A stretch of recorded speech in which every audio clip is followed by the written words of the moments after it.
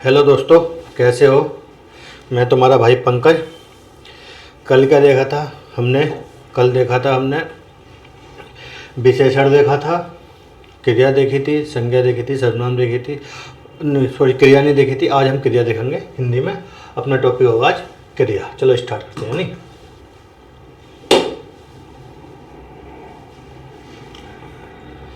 अपना टॉपिक आज का क्या है? क्रिया। क्रिया होती क्या है? सबसे पहली बात कि क्रिया होती क्या चीज़ है? वह विकारी शब्द जिससे किसी कार्य का होना अथवा करना पाया जाए। वह विकारी शब्द जिससे किसी कार्य का होना अथवा करना पाया जाए, वो क्या कहलाती है? हमारी क्रिया कहलाती है नहीं। संस्कृत में क्रिया अथवा क्रिया के मूल रूप को क्या बोलते हैं? धातु। संस्कृत में क्रिया के रूप को क्या बोलते हैं? हम क्या बोलते हैं? हम धातु बोलते हैं ना। चलो क्रिया के वो देखेंगे, भेद वगैरह है ना। कर्म के आधार पर क्रिया के दो भेद होते हैं। कितने भेद होते हैं कर्म के आधार पर? क्रिया के दो भेद होते हैं। एक होती है सकर्मक क्रिया, एक होती है अकर्मक क्रिया। पहली क्या होती है? सकर्मक क्रिया, और दूसरी क्या होती है? हमारी अकर्मक क्रिया, है ना। एक होता है कर्म के आधार पर क्रिया के कितने भेद होते हैं? दो भेद। कभी कभी सीधा पूछ लिया जाता है कर्म के आधार पर क्रिया के कितने भेद होते हैं? कर्म के आधार पर क्रिया के दो भेद होते हैं, सकर्मक क्रिया और अकर्मक क्रिया। अच्छा, सकर्मक क्रिया क्या होती है? जिस क्रिया के साथ प्रत्यक्ष या अप्रत्यक्ष रूप से कर्म अवश्य होता है, उसे सकर्मक क्रिया कहते हैं। देखो, सकर्मक कर्म के साथ, अकर्मक कर्म के बिना, है ना। जिस क्रिया के साथ प्रत्यक्ष और अप्रत्यक्ष रूप से कर्म होता है, उसे क्या बोलते हैं? हम सकर्मक क्रिया कहते हैं। और सकर्मक क्रिया का फल कर्ता और कर्म दोनों पर पड़ता है।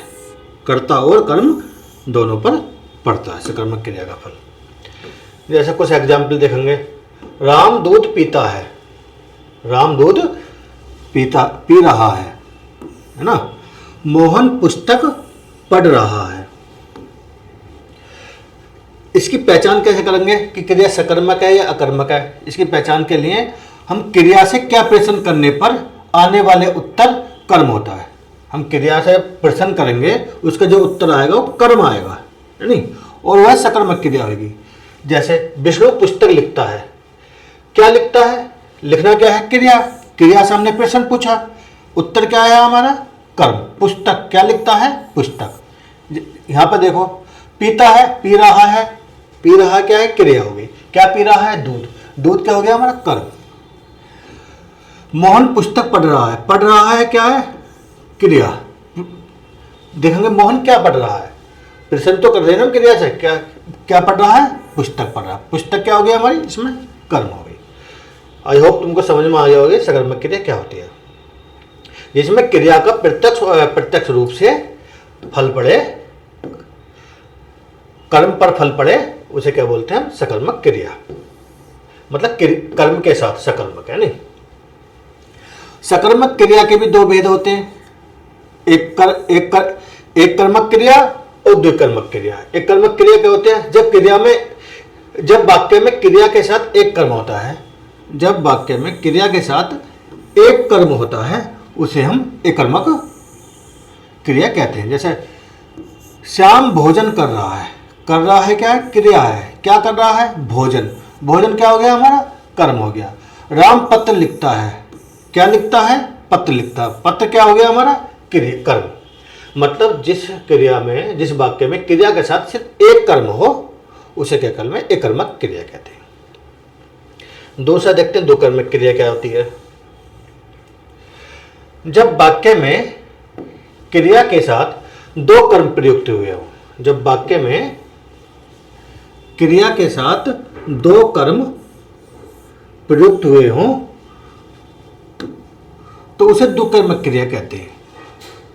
द्विकर्मक क्रिया में एक कर्म क्या होता है? सजीव होता है। दूसरा कर्म क्या होता है? हमारा निर्जीव होता है ना। सजीव कर्म क्रिया से दूर रहता है, उसे प्रधान या गौण कर्म कहते हैं, जबकि निर्जीव कर्म क्रिया के पास रहता है, क्रिया के पास रहता है, उसे हम प्रधान या मुख्य कर्म कहते हैं। जैसे एग्जाम्पल देखेंगे, अध्यापक छात्रों को हिंदी पढ़ा रहा है। यहाँ पे पढ़ा रहा क्या है, हमारी क्रिया। कर्म कौन कौन से हो गए, क्या पढ़ा रहा है, हिंदी पढ़ा रहा है। दूसरा कर्म क्या हो गया हमारा, छात्रों। हिंदी क्या हो गया, निर्जीव कर्म हो गया। क्या हो गया, निर्जीव कर्म, है ना। और छात्र क्या होगा हमारा, सजीव कर्म हो गया। इसमें द्विकर्मक क्रिया में जो हमारा क्रिया के साथ जो कर्म होगा, जो पास वाला कर्म होगा वो निर्जीव कर्म होगा, दूर वाला कर्म होगा हमारा सजीव कर्म होगा। इसलिए इसमें क्रिया के साथ दो कर्म प्रयुक्त हुए हैं, इसलिए द्विकर्मक क्रिया कहेंगे। चलो अगला देखते हैं, अकर्मक क्रिया क्या होती है। जिस क्रिया के साथ प्रत्यक्ष अथवा अप्रत्यक्ष रूप से कर्म नहीं होता। मैंने क्या होता, कर्म के साथ सकर्मक, कर्म के बिना अकर्मक, है ना। जिस क्रिया के साथ प्रत्यक्ष और अप्रत्यक्ष रूप से कर्म नहीं होता उसे हम अकर्मक क्रिया कहते हैं। जैसे बालक रो रहा है, रोना क्या हो गया हमारा, क्रिया। कर्म नहीं है, यहाँ पे क्रिया है, कर्म नहीं है। श्याम सो रहा है, सोना क्या है, क्रिया, है ना। तो यहाँ पे हमारा क्रिया तो है बट कर्म नहीं है, तो ये क्या होगी हमारी अकर्मक क्रिया। रचना के आधार पर क्रिया के 7 भेद होते हैं। कितने भेद होते हैं, 7 भेद। रचना के आधार पर क्रिया के 7 भेद होते हैं, है ना। इसको हम ठीक से देखेंगे कौन कौन से भेद होते हैं। मूल रूप से मूल योग में सहायक पूर्व प्रेमिका का नाम संजना। ये है क्रिया के रचना के आधार पर क्रिया के भेद याद करने की ट्रिक। मूल से मूल क्रिया, योग से यौगिक क्रिया, सहायक से सहायक क्रिया, पूर्व से पूर्वकालिक क्रिया, यानी और हमारा प्रेमिका से प्रेरणात्मक क्रिया और संजना से संज्ञा या नाम धातु क्रिया, है ना। एक एक करके हम रचना के आधार पर क्रिया के भेद देखेंगे। पहले मूल क्रिया क्या होती है। जिस क्रिया के साथ कोई प्रत्यय या उपसर्ग आदि प्रयुक्त नहीं होता उसे मूल क्रिया कहते हैं। जिस क्रिया के साथ कोई भी प्रत्यय या उपसर्ग प्रयुक्त नहीं होता उसे हम मूल क्रिया कहते हैं। मूल क्रिया प्राय आज्ञार्थक होती है।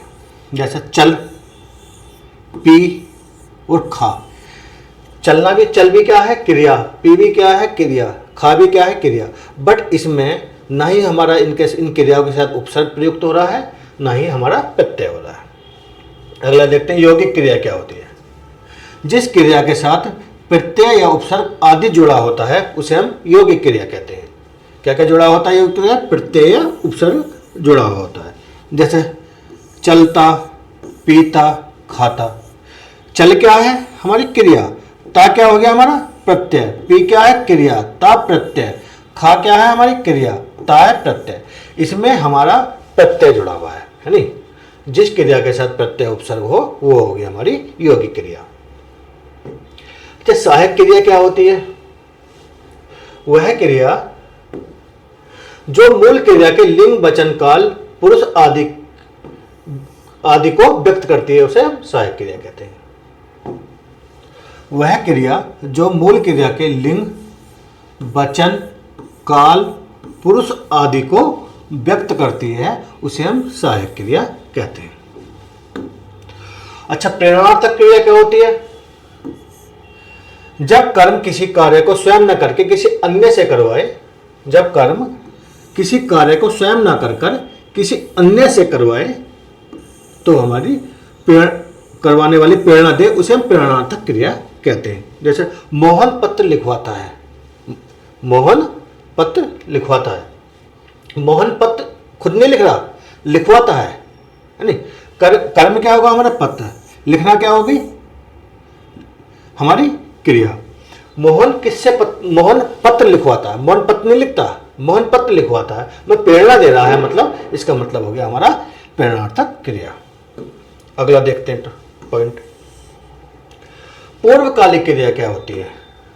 जब एक क्रिया को समाप्त करके उसके बाद दूसरी क्रिया करता है तो वह पहली क्रिया क्या हो जाती है? हमारी पूर्वकालिक क्रिया हो जाती है।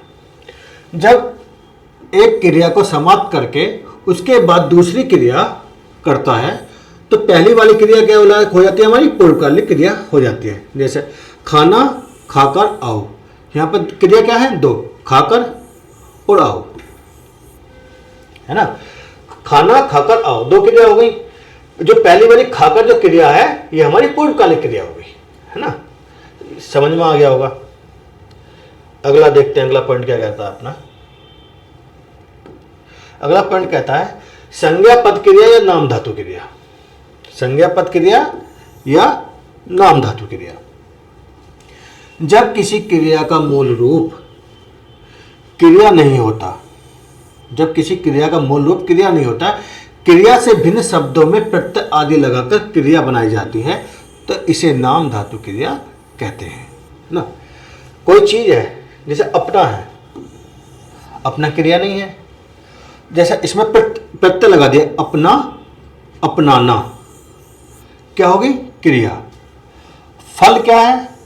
कोई क्रिया नहीं है, फलना, इसमें ना प्रत्यय लग गया तो यह क्या हो गई? हमारी क्रिया। फूल क्या है? फूल क्रिया नहीं है, अब फूलती टी प्रत्यय लग गया तो क्या हो गया? हमारा ये क्रिया हो गई। वह क्रिया जो पहले तो क्रिया का मूल रूप नहीं है बट बाद में उसमें या तो उपसर्ग लग जाए या प्रत्यय लग जाए तो क्रिया बन जाती है, तो वो क्या कहलाती है? हमारी नाम धातु क्रिया या संज्ञापद क्रिया। चलो अगला देखते हैं। संयुक्त अथवा द्वित्व क्रिया कौन सी होती है? संयुक्त अथवा द्वित्व क्रिया, ठीक है। जब एक ही क्रिया अथवा कार्य के भाव को व्यक्त करने के लिए दो क्रिया को उल्लेख किया जाता है तब उसे द्वित्व या संयुक्त क्रिया कहते हैं। जब एक ही क्रिया अथवा कार्य के भाव को प्रकट करने के लिए दो क्रियाओं का उल्लेख होता है तो हमारी क्या बोलते हैं? संयुक्त या द्वित्व क्रिया। जैसे चलना भी क्या है? क्रिया। अब फिरना भी क्या है? क्रिया। चलना फिरना, मारना पीटना, भागना दौड़ना, ये क्या है? हमारी सब संयुक्त अथवा द्वित्व क्रिया, ठीक है। जब एक ही क्रिया अथवा कार्य के भाव को व्यक्त करने के लिए दो क्रिया को उल्लेख होता हो, है ना, वो क्या हो गया? हमारी संयुक्त या द्वित्व क्रिया। अच्छा, इसके भी संयुक्त या द्वित्व क्रिया के निम्न प्रकार होते हैं, एक एक प्रकार देखेंगे, है ना। इनका क्या क्या प्रकार होते हैं? पहला आरंभ बोधक क्रिया। आरंभ मतलब शुरू, अभी शुरू, ये आरंभ बोधक हो रही है ना। तो ये हो गया हम अभी पढ़ने लगे। क्या? हम अभी पढ़ने लगे। राम पढ़ने लगा, मतलब आरंभ का पता चल रहा, मतलब अभी अभी शुरू हुई है। समाप्ति बोधक या पूर्णता बोधक क्रिया कौन से? राम खाना खा चुका, विष्णु गीत गा चुका है ना। अवकाश बोधक क्रिया। जब अवकाश बोधक क्रिया क्या होती है? बाधा आने के कारण जो कोई प्रक्रिया पूरी ना हो सके, कोई बाधा आ गई, क्रिया हमारी पूरी नहीं हो सकी तो क्या हो गई? अवकाश बोधक क्रिया। जैसे हम हवा महल देखने गए, देख ना सके। हम हवा महल देखने गए, देख ना सके, बाधा आने के कारण क्रिया हमारी, हम क्या हवा महल देखने गए थे, हम देख नहीं सके। इसका मतलब ये हो गया कि बाधा आने के कारण हमारी जो देखने के हवा महल देखने की क्रिया थी हमारी पूरी नहीं हुई, तो ये क्या हो गया? हमारा अवकाश बोधक क्रिया। चौथा है पॉइंट हमारा अनुमति बोधक क्रिया क्या होती है? किसी को आप जा सकते हैं, तुम आ सकते, मतलब यहां क्या होता है? अनुमति का भाव दे रहा है, अनुमति देनी है, अपनी एडवाइस देनी है। आप जा सकते हैं, आप आ सकते हैं, यह होता है अनुमति बोधक क्रिया। पांचवा हमारा नित्यता बोधक। नित्यता बोधक ये इसका मतलब होता है अपूर्ण है। जैसे हमें वहां जाना पड़ा, हमें वहां जाना पड़ा, ये क्या हो गई हमारी नित्यता बोधक या अपूर्ण है, मतलब क्रिया होगी। अगली क्रिया है हमारी निश्चय बोधक, निश्चय बोधक क्रिया। इसमें दृढ़ निश्चय होना चाहिए, इसे अवधारणा बोधक भी बोलते हैं। जैसे सिपाही ने चोर को मार डाला, पक्का पता चल रहा है ना कि हमका ये काम हो चुका, निश्चय हो गया, दृढ़ निश्चय हो गया कि सिपाही ने चोर को मार डाला, इसमें कोई संदेह नहीं रहा। तो ये हो गई हमारी निश्चय बोधक है, दृढ़ निश्चय या अवधारणा बोधक क्रिया। 7वां पॉइंट है हमारा इच्छा बोधक क्रिया। जैसे मैं मानना चाहता हूं, मैं गाना चाहता हूं, इससे किसी व्यक्ति की इच्छा का पता चलेगा, वो क्या हो गई हमारी इच्छा बोधक। 8वां पॉइंट है हमारा अभ्यास बोधक क्रिया, जो दैनिक जीवन में होती हैं, दैनिक क्रियाएं जो रोज करते हैं।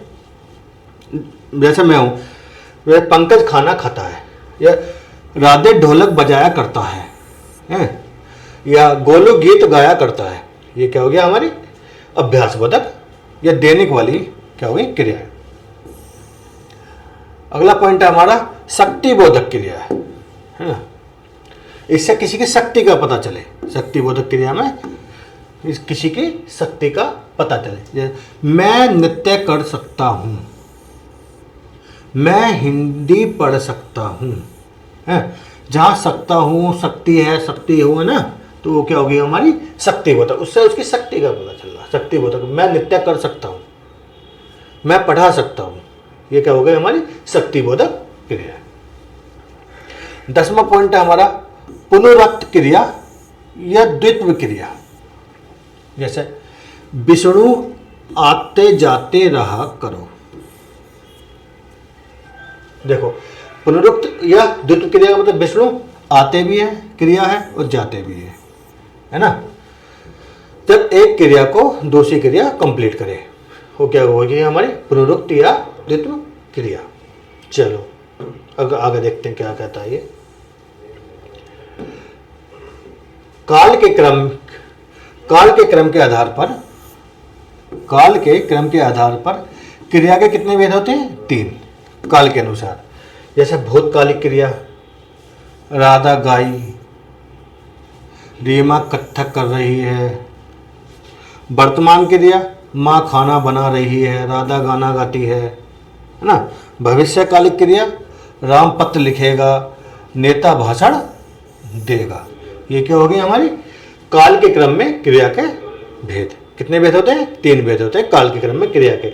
भूतकालिक क्रिया, वर्तमान कालिक क्रिया और भविष्यकालिक क्रिया। आई होप तुमको क्लास अच्छी लगी हुई होगी। ऐसी वीडियो देखने के लिए चैनल को लाइक करें, सब्सक्राइब करें और उत्साह दें मुझे। Thank you.